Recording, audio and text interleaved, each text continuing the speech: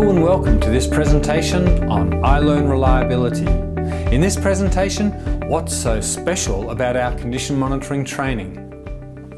There is a lot I could say about condition-based maintenance, but for sure it's important to perform condition-based maintenance. It's important to get an early warning of the fault condition.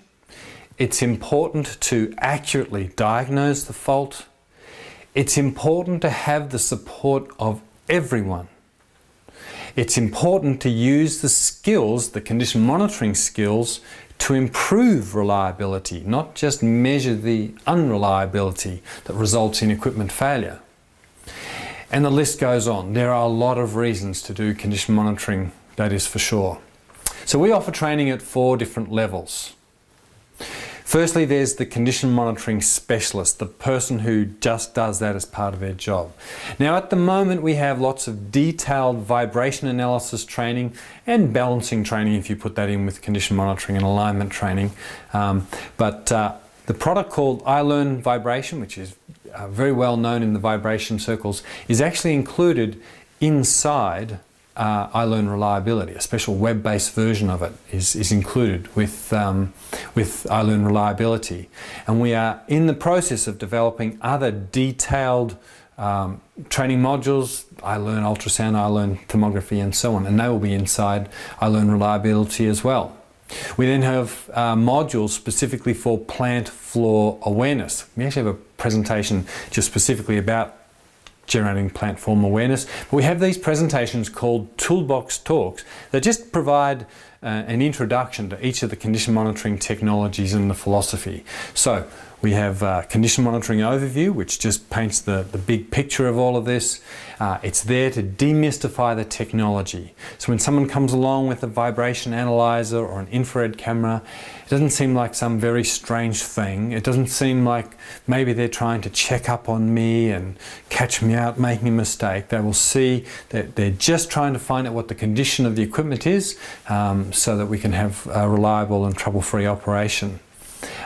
And most importantly, it's those Toolbox Talk presentations are there to create believers and supporters from the people, the operators and mechanics and electricians and so on, so that they are willing to contribute and cooperate with the program. But contribute most importantly, as people will see a lot of things going on with equipment that needs to be reported, and it can help condition monitoring people as well. We also have detailed overviews. Now they're modules called management training modules. They're sort of for the reliability engineers and mechanical engineers and schedulers and planners and maintenance managers and people like that. But they're very detailed modules. They provide a very detailed overview. They're great for reliability engineers and maintenance planners, schedulers and others. But remember too, you know, the people, I said the plant floor folk, if they show a little bit more interest, then they should look at those modules that were designed for the people I just mentioned. You know, someone shows a bit of interest, let them learn a little bit more with those summary programs, presentations. And for the condition monitoring management, there's a lot of training on the RCM, the Reliability Centered Maintenance Program, and the process of determining the monitoring schedule, of establishing the program database and selecting the technologies, supercharging a program that already exists to get the best results and to improve reliability. This is a very important part. There's a lot of programs that they just kind of go through the motions. They take measurements and so on. There are a lot of improvements that can be made to both do more on the condition monitoring front and also to improve reliability. And we've got quite a bit of training on that subject. And then we have lots and lots of animations and simulations, from real simple ones like this. You know, we have, the machine's a monster and they're talking to you, but they talk to you in terms of vibration. We have similar ones in other technologies. Machines that make sounds just to sort of explain the vibration and the ultrasound that you measure. Little simple animations where you can move a sensor and see what the overall level's like, or move a sensor and see a basic spectrum and say, oh, you know, you measure in a horizontal direction as well as axial and vertical. We've got little simulators that, you know, for explaining things like velocity and acceleration and displacement and things like that. You know, we try to make it very interesting. We could spend ages on a simulator like this. It's just a simple way of explaining some of these sort of complex topics.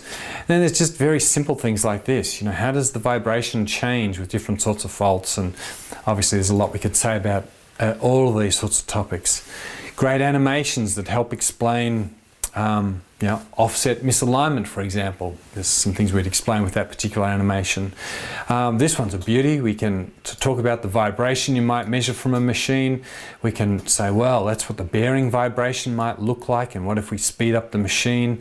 That's the grey vibration from the pulley or the shaft itself, and some orange vibration from the fan vibration there. But what we can then do is rotate it around and say, well, you know, we see those three sources of vibration. There's the fan vibration or the bearing vibration.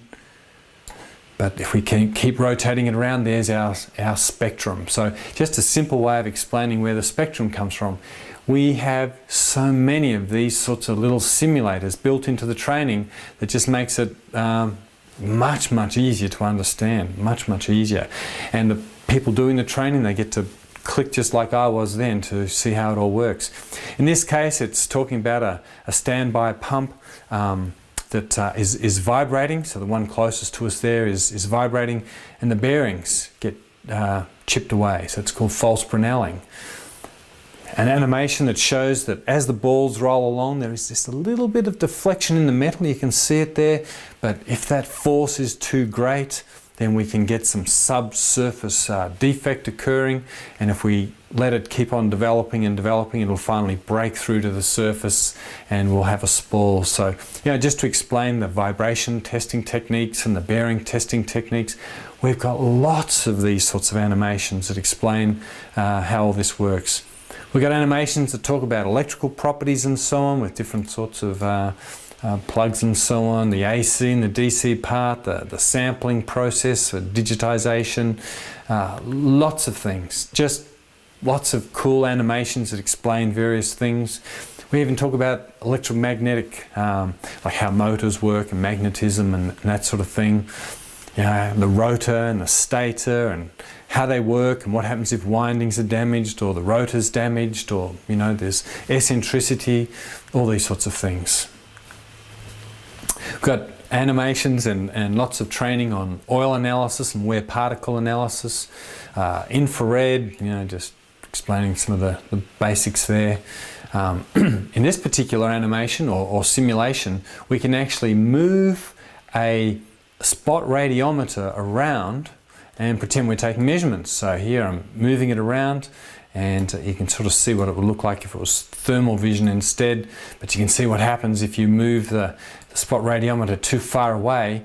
We start to measure the temperature of all the items within that circle, and they're all averaged together.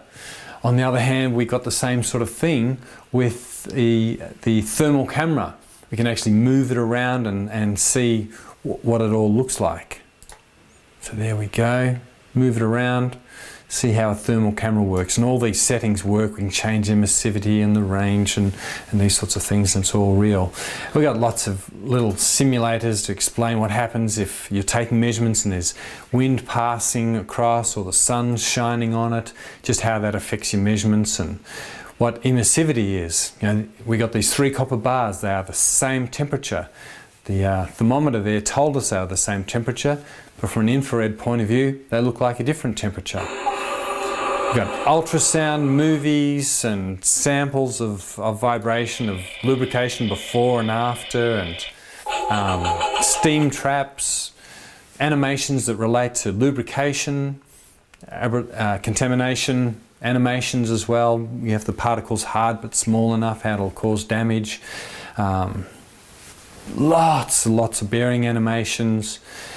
lots of animations of different sorts of machines, lots of different sorts of machines that show how they work and what the failure modes are and all that sort of thing. Lots and lots of those. We even have our own brand of wind turbine. No, of course we don't, but we've got animations of wind turbines and showing how they work and planetary gearboxes and that sort of thing. In this case, we're looking at a turbine that's obviously the rotor's turning a lot. We've got the low pressure stage, the big blades there, and we're watching what the center of the rotor is doing as it maps out an orbit, and then we can see what that would look like on an orbit plot. So it's just going to now rotate around so we can see what the orbit would be like at different points along the rotor if it was rotating and vibrating that way. Anyway, there's just lots and lots of animations and simulations, lots of great training in relation to condition monitoring. There's a lot more we could say, but I think I should cut the movie off here. We're trying to keep them short and sweet. I have talked a lot, haven't I? But if you are ready to take the next step, we would love to talk to you about the pricing options for iLearnReliability. Bottom line is you can train a lot of people for not much money and retrain them and retrain them. It's all very important. If you'd like to see some of that for yourself, we can set up a little trial account and you can see it for yourself. If you don't already know a reseller or someone at Mobius Institute, please just send an email to learn@mobiusinstitute.com. Thank you very much for viewing this presentation.